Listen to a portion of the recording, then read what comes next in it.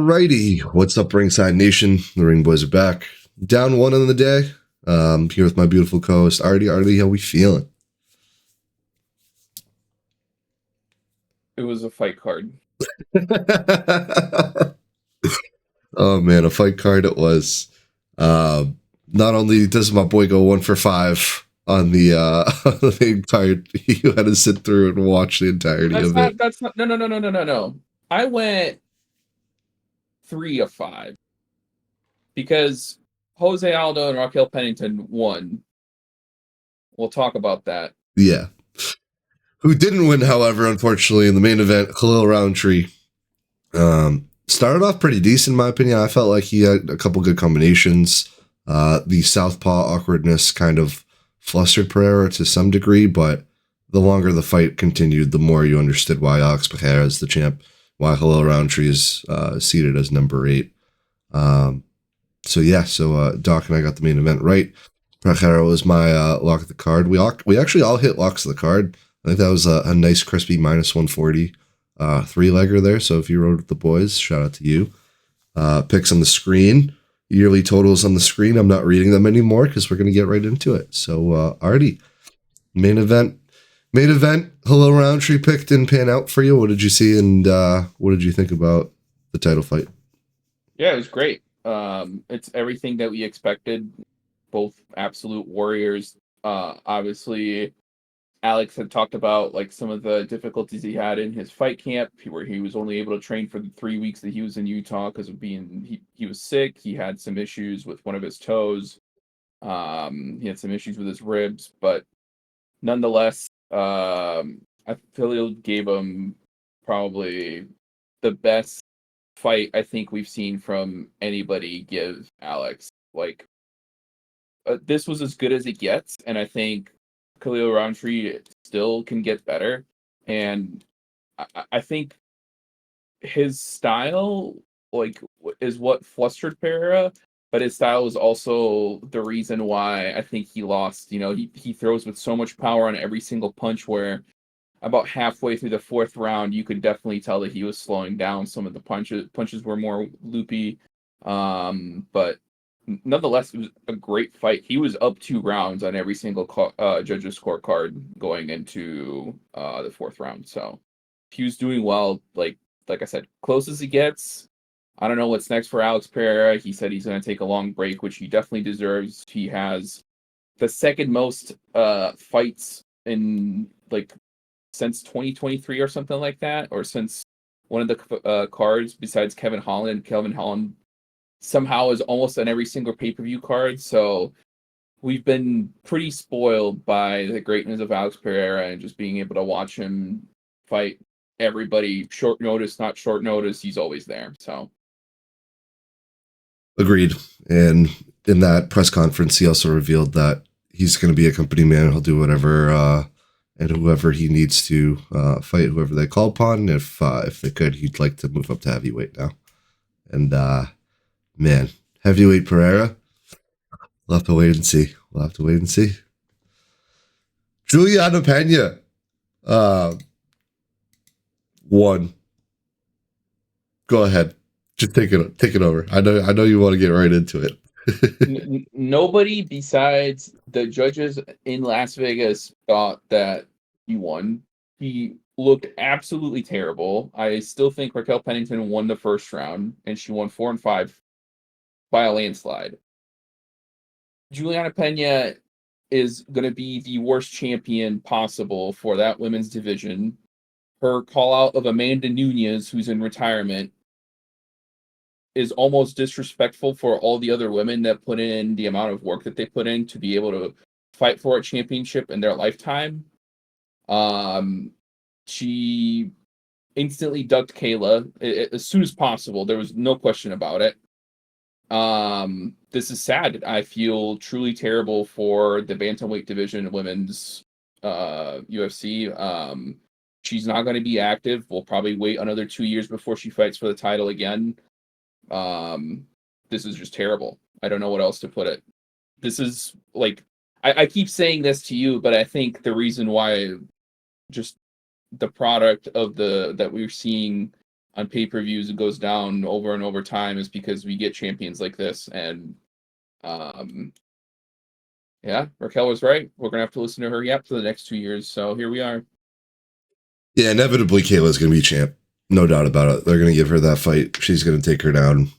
I mean, I think it's fair and easy to see that that train is coming, and one-way ticket, and Juliana Pena is going to go right to retirement, in my opinion, after that, whenever she does decide to actually step in the ring again. But yeah, I just feel bad for Raquel Pennington. Like, awesome that Tisha Pennington's also on the card, and Tisha got the win, so they could celebrate that. But, you know, for it to go down like that, you hate to see it. You just really hate to see it. Kind of weird they had the same amount of significant strikes landed. Kind of to the same amount on ESPN stat line. I haven't seen that in a while, especially for a title fight. Speaking of another split decision that went a questionable way, the ring boys all missing on Jose Aldo. Mario Batista getting his hand raised and didn't get the job done. And this is the point that I'll make of potentially control time, I guess, is what the judges saw. Artie? I don't know. I have nothing to say. This is once again trash. Absolute trash. Jose Aldo was busier. I don't know what the judges are doing. I guess shooting double leg takedowns just for fun against the fence is good control time and effective fighting. So there you go, guys. If you want to be good in the UFC, that's what it takes. Didn't even land one takedown. Didn't even land one takedown. Shot 10 times. Didn't land it once. But yeah, I just don't get it. Like, I understand we have the cycling judges. Like every other fight, it's a different three, or at least it should be, right? Do you have the scorecards up for these? Yeah. So Derek Clearly, Mike Bell scored it for Mario Bautista in rounds 10 and 3. Or 1 and 3, and then Chris Lee gave it Jose Aldo 2 and 3, which I think was right. I understand control time, but they came out of the fight like looking like two completely different people. Mario Bautista took a ton of damage, which I thought was what we were looking at this whole time. Jose Aldo looked pretty clean. And then when they were reading off the cards, when I heard it was split, I was like, what do you mean? Crazy. And then the fact that they gave it to Mario was absolutely insane. I just baffled. You and I both, man. That just seems to be the common trend for most of these fights in this card. But if you're Doc's fantasy team, little update. We haven't crunched the numbers yet because we just don't want to, but Doc is in the lead for fantasy now with Ramon Delidze's win over Kevin Holland knockout. He is up by, I believe, 2 points. I'll have to go back and crunch the numbers.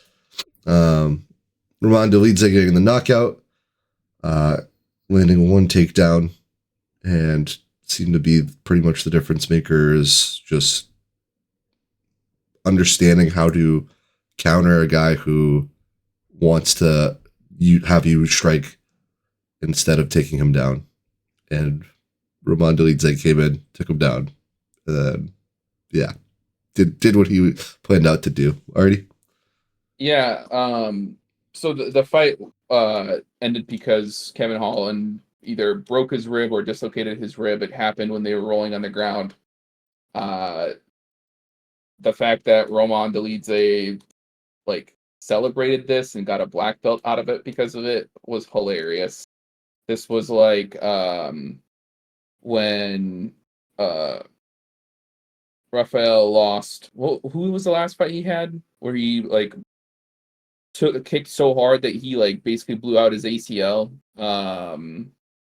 Against Fiziev? Well, Fiziev, yeah. Yeah, But who yeah. was he fighting? Was it Gaethje? Gamrot, right? Gamrot. Yeah.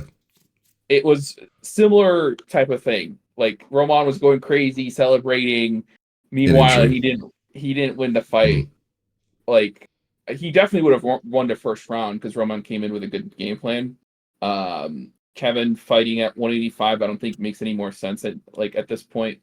All the guys, as the commentators were pointing out, they are just bigger than him. And you can clearly tell because Roman is a really big dude for 185 as well. So I was really hoping that we would get a little bit more out of this, but yeah, unfortunate ending to the fight.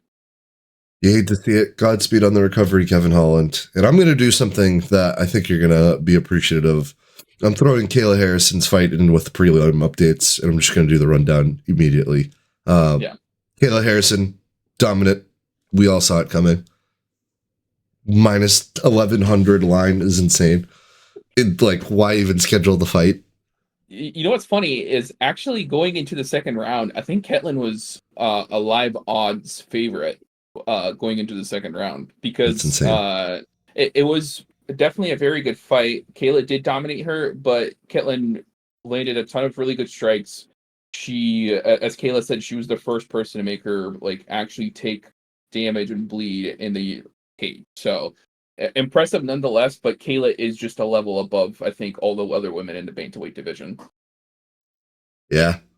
I think she's going to be champ, like I mentioned earlier. And there's a judge on here that ruled this 29-28. I think that might be the reason why. Wonder Boy Thompson coming in, doing Wonder Boy Thompson like things, scaring me for my side bet. Inevitably, Joaquin Buckley getting the KO and gets the win. Doc's Do point fighting not look at routine. the do not look at the judges scorecards for this, Yes. dude. Okay, so one judge had it 1919. Saul D'Amato had it 1820 for Buckley, and then Stephen Farringer had it 2018 for Stephen Thompson. So if that was going to decision, it was going to be another nonsensical thing. I will say that that was a very good fight. I wish this was on the main card instead of Juliana Pena and Raquel Pennington. We could have put them on the early prelims. But this was like we expect these guys to deliver, and Joaquin Buckley always does. Stephen Thompson, entertaining as always. This was a good fight. Title fight on the prelims would be nuts. I Some of love them it. deserve it. Trust me. I love it. Yasmin Lucindo getting it done through another split decision. Alexander Hernandez, Austin Herbert. Yeah, it was a fight. Hernandez got his hand raised. Another 30-27 the other way for Austin Hubbard. Wild. Cesar Almeida, let's figure out on how not to eye poke someone next time. That'd be a little better for your resume here. Inevitably getting the unanimous decision over Igor. Ryan Spann, guillotine choking OSP out. Esparza not showing up enough for Tisha Pennington to win the prelim belt. And then Court McGee. It's a 40-year-old against a 40-year-old. I don't know why we were really excited for this one. Overall, UFC 307. Would you say this is worse than the Canada card? No, Okay. I thought there was like some good stuff. Like you take out whatever the judges were doing, I'd give this like a 6 out of 10. I was going to give it a 4. I mean, to each his own, right? Like I think there were some good fights. Cesar Almeida, in my opinion, was very impressive. The fact that he like it was really funny watching that because he was just way, way, way better than Ihor, and Yeah. it was like in every single aspect. So it was funny, but like, yeah, I'm not sure. Like, we need to do something about judging. There, something needs to happen. Something needs to change. I think we need to stop rotating them. We need to we need to have Dana sit down and take a look at who scored the fights like the most accurately so Mm. far, because I'm sure there are fighters that would be more than willing to sit down, rewatch a fight round per round, explain what they thought, and look at it with the judges. Or we could go back to what I was saying. We could just have fighters who are retiring, commentating. Just that could be their job. They could be judges. Go get certified with whatever commission they're fighting for, and we'll be good. But um, looking forward to 308. Yeah, that's Florida Royval Tyra actually next weekend. That should be a decent main event. Sad it's in the Apex, but hey, there's still fights coming. yeah. Well, we have Brad Tavares versus Young Park as well on that one too, so that should be good. Yep. Um, Michelle Pereira is fighting. Fighter of the Year candidate. Dude, he's sick. Yeah. If he beats Fluffy, I swear to God, that'd be wild. Yeah, we have some stuff coming up for sure. But yeah. But nonetheless, Like a lackluster pay per view card seems to have been the common theme throughout the year, unfortunately. But is what it is. By the common man, for the common man. We will still be here, giving you our hot takes, our cold takes, and yeah. Artie, anything you'd like to say before we sign off here? yeah. I'm sorry if I sound very negative throughout this episode. It's just The truth.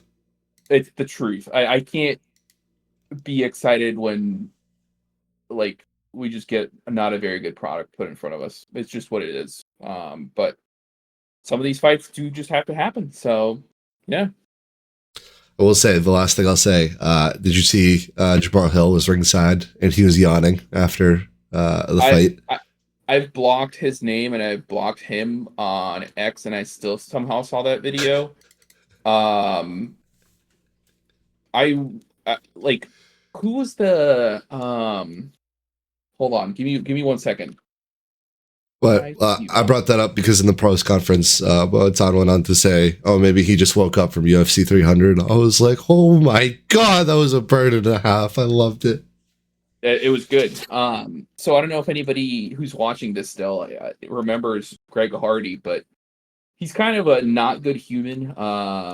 Went the way of domestic abuse and violence, did some very, very bad things, but I was very happy to see him get knocked out every single time he's fought. It was just kind of nice. That's kind of how I feel about Jamal Hill at this point. And it's just not for any particular reason. There are just fighters you cannot root for in the UFC because, like, like I'm trying to figure out a way to even put it because, like, I know we have Henry Cejudo who's like cringe, but he's still good for the brand because he comes out and he competes. He's a very, very high level fighter. But then we have Jamal Hill, who's just, I don't even know. He's not high level fighter and he is cringe. So it's, you know, the worst of both worlds. But something like Colby Covington. You said the C word live on the air. I can't believe you. Anyway, we're out of here, live from Studio Ring. And bye bye.